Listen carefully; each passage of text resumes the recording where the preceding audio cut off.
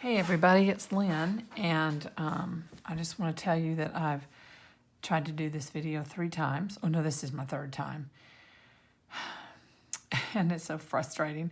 They just were too long, and so I really wanted to show you how to make these 3 backgrounds, but rather than doing it all at one take, I'm going to break this up and do them in 3 shorter takes because I don't think anybody wants to sit and listen to a video for 27 minutes, even if you speed it up. So I'll try to talk kind of fast and go through this, but just let me start this one by saying that I'm going to do these 3 different types of backgrounds in 3 videos. And I hope that you like it. I hope you enjoy it. You said that you wanted to see how I did it. So we're going to do this one. This is just ink smushing, and let me just say that I assume that people know how to do these things, but I'm finding out things that I think are, everybody knows, they don't know. And I have to remind myself that, I've been doing this for 20 plus years now, and I study lots of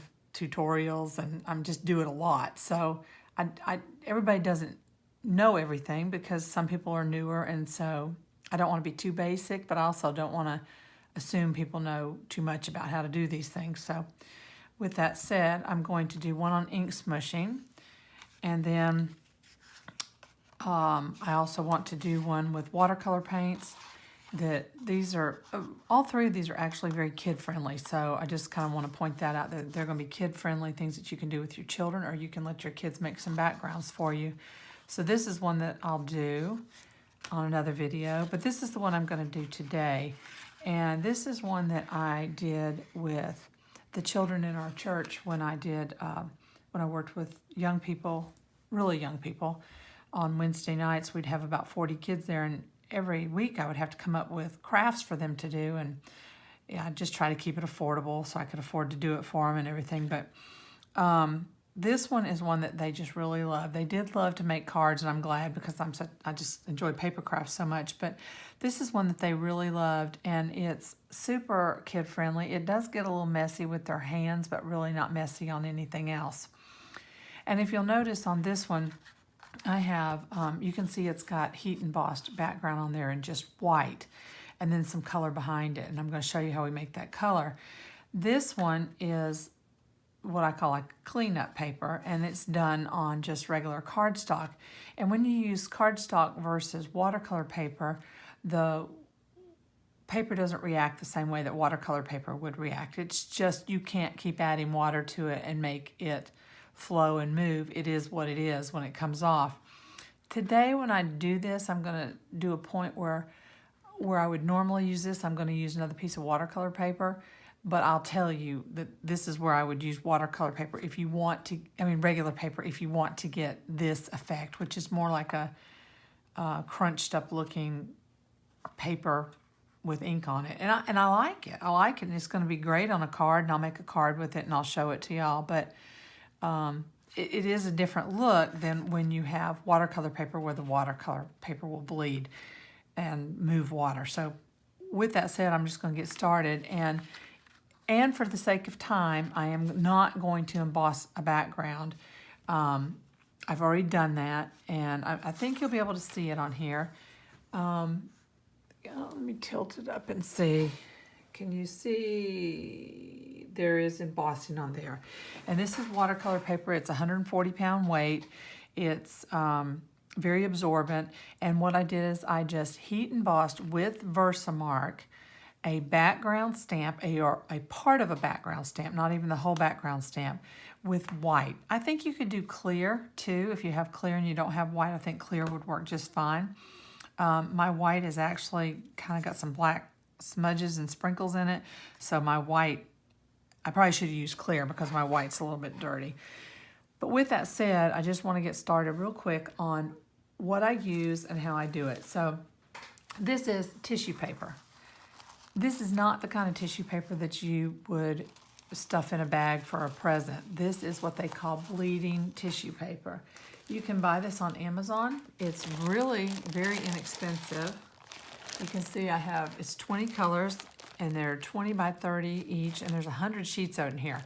So what I'm going to do is whoever comments and tells me something new that they learned on this video, after I'm finished, if you comment on it on our Facebook page, I'm going to draw 3 names and I'm going to send each of them some of this tissue paper. But just to give you an idea, when I worked with the kids and I had the 40 kids, I thought, oh, I need to get plenty. So I bought 2 packages of this. I'm not even anywhere close to using up the first bag. That's how far this stuff goes. So you don't have to get a bag that's this big. You can get a smaller one and it will still last you plenty of time. Okay, so let's just jump right into it. What we're going to do is we're going to pick a few colors that we really like. So y'all know me, I like the bright colors, so I'm going to go through here and pick out some bright colors.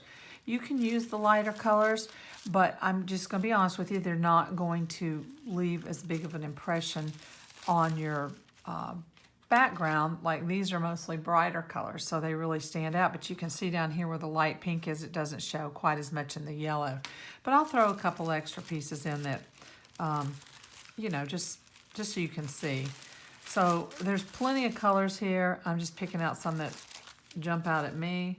I'm going to use some of this. I don't know if I'm out of the screenshot here. Some green. And, of course, you know me. I got to have my orange. So there's 2 colors of orange here. And I'll do this teal blue because I like the orange and the blue combination. I'm going to set all these aside. I can use those on another project. You don't need tons of paper. I've got, 6 pieces here.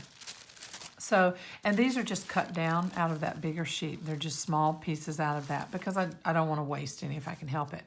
Now, the other thing that I did, and this is what I mentioned earlier, is rather than, I usually would cut a piece of cardstock to use as the cleanup piece, this one. But today I just went ahead and heat embossed with white another piece of background watercolor paper, or background stamp on watercolor paper. And this is a different pattern.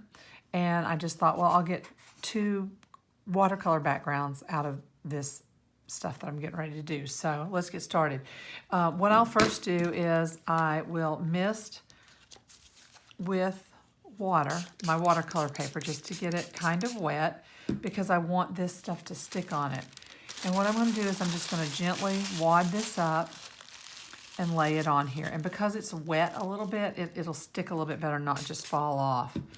And just arrange the colors how you like them. I typically won't put red and green together because I find that, you know, the colors bleed and then it makes just a lovely brown color. And I joke, I don't discriminate. I do like brown. I just don't particularly like it in this project. And the other thing is you can leave some white space. It doesn't all have to be covered, but we'll go ahead and cover this so you can just see the different colors and how they react. So I'm going to put that down there and I want to squish it down good. Now my hands are fairly clean right now. Sharon White will joke about my inky hands. They're fairly clean right now, but they're not going to be here in just a minute. So now that this is down, I want to make sure that it's very saturated. So I am going to wet it good because I want that water to go all the way through. Okay? And then for my cleanup, I'm going to use the other one that I heat embossed. Again, I could just use a piece of cardstock. You don't have to do another background. But I'm going to lay this on here, and I'm going to squish it down and rub it really well with my fingers so that the color that's in the tissue paper will transfer to the one underneath and it will transfer to the one on top, okay? And I'm just going to rub that really, really well because I forgot to wet this paper. So hopefully it's going to cover. If it's not, I'll just wet it and lay it back down again. Oh, yeah. Okay, so I'm going to pull it off. And you can see, now here I did not have any color, any paper. For some reason, it didn't really pick up any colored paper there. So what I'm going to do is I'm just going to mist this so that they'll run again. And if I want to add more color here, I can just say, well, let's put on some of this teal colored blue there. And I'll just come down here and lay it on that and rub it in. Oops. Okay, and now I have blue there. And you can see my pattern because all these white spots are where the heat embossing was, all right? So now we'll lift up this one, and this is where my fingers are getting ready to get messy. As I lift this up, and I don't like the way that bled right there, but we'll do something with that. Let's see if I can do this and get some of that off.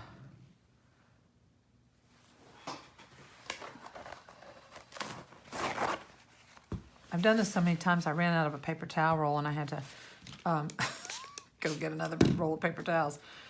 Okay, I'm gonna just lay this right here and just let that soak that up.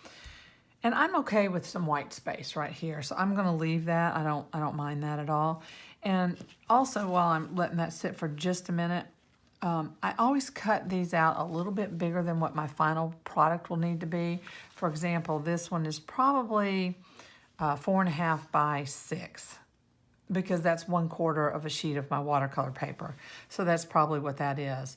But then I can just cut it down to get some of the edges off, or whatever I don't like, I can cut that off because I'll have a little bit of extra here, or I can make a bigger card. So let's see how this did. Okay, that looks better where we got that off.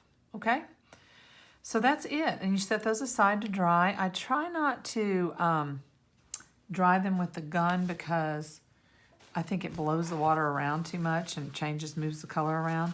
But that is just using the tissue paper. So tell me if you liked that or if you don't like that, what you did or didn't like about it. You won't hurt my feelings. I'm just trying to help, and it's not gonna hurt my feelings at all. And then, like I said, I'll pull 3 people's names out. I'll get my daughter to pull them out of a hat, and we will send out some tissue paper, some bleeding tissue paper to you, okay? As long as I have your address. Thanks, everybody. Have a great day. We'll talk to you later, and I'll be back with more videos.